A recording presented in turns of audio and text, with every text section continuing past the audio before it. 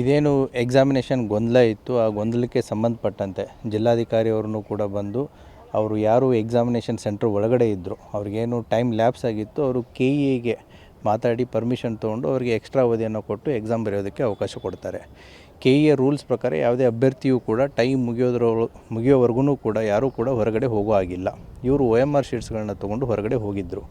ಹಾಗಾಗಿ ಎಕ್ಸಾಮ್ನ ಬಗ್ಗೆ ಇಂಟಿಗ್ರಿಟಿ ಬಂದಾಗ ಯಾವುದೇ ಹೊರಗಡೆ ಹೋದಂಥ ಅಭ್ಯರ್ಥಿಯನ್ನು ಮತ್ತೆ ವಾಪಸ್ಸು ಒಳಗಡೆ ತೊಗೊಳ್ಳೋದಕ್ಕೆ ಅವಕಾಶ ಇರಲ್ಲ. ಆ ಸಂದರ್ಭದಲ್ಲಿ ಕೆಲವು ಅಭ್ಯರ್ಥಿಗಳು ಏನು ಮಾಡ್ತಾರೆ ಅಂತಂತಂದರೆ ಈ ಗೇಟನ್ನು ನೂಕಾಟ ತಳ್ಳಾಟ ಸ್ಟಾರ್ಟ್ ಮಾಡಿ ಗೇಟನ್ನು ಕೆಡವುತ್ತಾರೆ. ಆ ಸಂದರ್ಭದಲ್ಲಿ ಪೊಲೀಸರು ದೇ ಹ್ಯಾವ್ ಟು ಯೂಸ್ ಬೇರ್ ಮಿನಿಮಮ್ ಆಫ್ ಫೋರ್ಸ್. ಯಾಕೆ ಅಂತಂತಂದರೆ ಒಳಗಡೆ ಬರೆಯುವಂತಹ ಎಕ್ಸಾಮ್ಸ್ ಬರಿತಾ ಇರುವಂಥ ಅಭ್ಯರ್ಥಿಗಳ ಸಮಯ ಆಗಿರ್ಬೋದು, ಅವರ ಇದಕ್ಕೆ ಯಾವುದೇ ರೀತಿಯಾದಂಥ ಧಕ್ಕೆ ತರುವಂಥ ಹಕ್ಕು ಯಾರಿಗೂ ಇಲ್ಲ. ಇವರು ಹೊರಗಡೆ ಹೋಗಿದ್ದು ಫಸ್ಟ್ ಆಫ್ ಆಲ್ ವೈಲೇಷನ್ನು. ಎರಡನೇದ್ದು ವಾಪಸ್ ಬರ್ತೀನಿ ಅಂತಂತೇಳಿ ಗೇಟನ್ನು ನೂಕಿ ಒಳಗಡೆ ಬಂದು ಉಳಿದಂಥ ಕ್ಯಾಂಡಿಡೇಟ್ಸ್ಗಳಿಗೆ ತೊಂದರೆ ಕೊಡೋದು ಎರಡನೇ ತಪ್ಪು.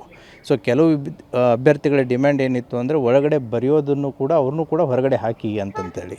So there entire purpose was totally different. ಹಾಗಾಗಿ ನಾವು ಬೇರ್ ಮಿನಿಮಮ್ ಫೋರ್ಸನ್ನು ಯೂಸ್ ಮಾಡಬೇಕಾಗತ್ತೆ.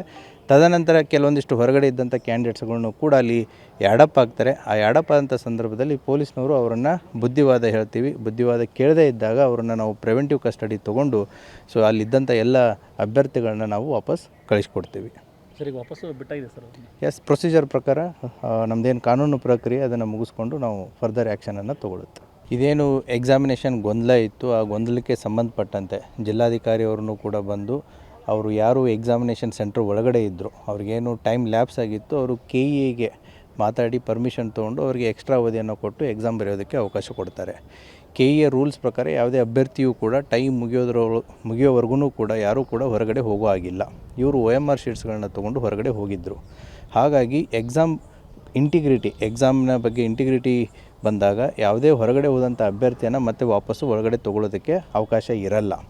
ಆ ಸಂದರ್ಭದಲ್ಲಿ ಕೆಲವು ಅಭ್ಯರ್ಥಿಗಳು ಏನು ಮಾಡ್ತಾರೆ ಅಂತಂತಂದರೆ ಈ ಗೇಟನ್ನು ನೂಕಾಟ ತಳ್ಳಾಟ ಸ್ಟಾರ್ಟ್ ಮಾಡಿ ಗೇಟನ್ನು ಕೆಡವುತ್ತಾರೆ. ಆ ಸಂದರ್ಭದಲ್ಲಿ ಪೊಲೀಸರು ದೇ ಹ್ಯಾವ್ ಟು ಯೂಸ್ ಬೇರ್ ಮಿನಿಮಮ್ ಆಫ್ ಫೋರ್ಸ್. ಯಾಕೆ ಅಂತಂತಂದರೆ ಒಳಗಡೆ ಬರೆಯುವಂತಹ ಎಕ್ಸಾಮ್ಸ್ ಬರಿತಾ ಇರುವಂಥ ಅಭ್ಯರ್ಥಿಗಳ ಸಮಯ ಆಗಿರ್ಬೋದು, ಅವರ ಇದಕ್ಕೆ ಯಾವುದೇ ರೀತಿಯಾದಂಥ ಧಕ್ಕೆ ತರುವಂಥ ಹಕ್ಕು ಯಾರಿಗೂ ಇಲ್ಲ.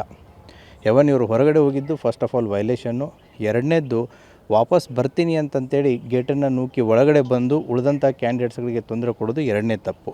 ಸೊ ಕೆಲವು ಅಭ್ಯರ್ಥಿಗಳ ಡಿಮ್ಯಾಂಡ್ ಏನಿತ್ತು ಅಂದರೆ ಒಳಗಡೆ ಬರೆಯೋದನ್ನು ಕೂಡ ಅವ್ರನ್ನೂ ಕೂಡ ಹೊರಗಡೆ ಹಾಕಿ ಅಂತಂತೇಳಿ.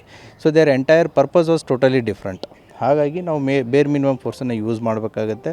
ತದನಂತರ ಕೆಲವೊಂದಿಷ್ಟು ಹೊರಗಡೆ ಇದ್ದಂಥ ಕ್ಯಾಂಡಿಡೇಟ್ಸ್ಗಳನ್ನು ಕೂಡ ಅಲ್ಲಿ ಯಾಡಪ್ ಆಗ್ತಾರೆ. ಆ ಯಾಡಪ್ ಆದಂಥ ಸಂದರ್ಭದಲ್ಲಿ ಪೊಲೀಸ್ನವರು ಅವರನ್ನು ಬುದ್ಧಿವಾದ ಕೇಳದೇ ಇದ್ದಾಗ ಅವರನ್ನು ನಾವು ಪ್ರಿವೆಂಟಿವ್ ಕಸ್ಟಡಿ ತೊಗೊಂಡು ಸೊ ಅಲ್ಲಿದ್ದಂಥ ಎಲ್ಲ ಅಭ್ಯರ್ಥಿಗಳನ್ನ ನಾವು ವಾಪಸ್ ಕಳಿಸ್ಕೊಡ್ತೀವಿ. ಸರ್, ಈಗ ವಾಪಸ್ಸು ಬಿಟ್ಟಾಗಿದೆ ಸರ್? ಎಸ್, ಪ್ರೊಸೀಜರ್ ಪ್ರಕಾರ ನಮ್ಮದೇನು ಕಾನೂನು ಪ್ರಕ್ರಿಯೆ ಅದನ್ನು ಮುಗಿಸ್ಕೊಂಡು ನಾವು ಫರ್ದರ್ ಆ್ಯಕ್ಷನನ್ನು ತೊಗೊಳುತ್ತೆ.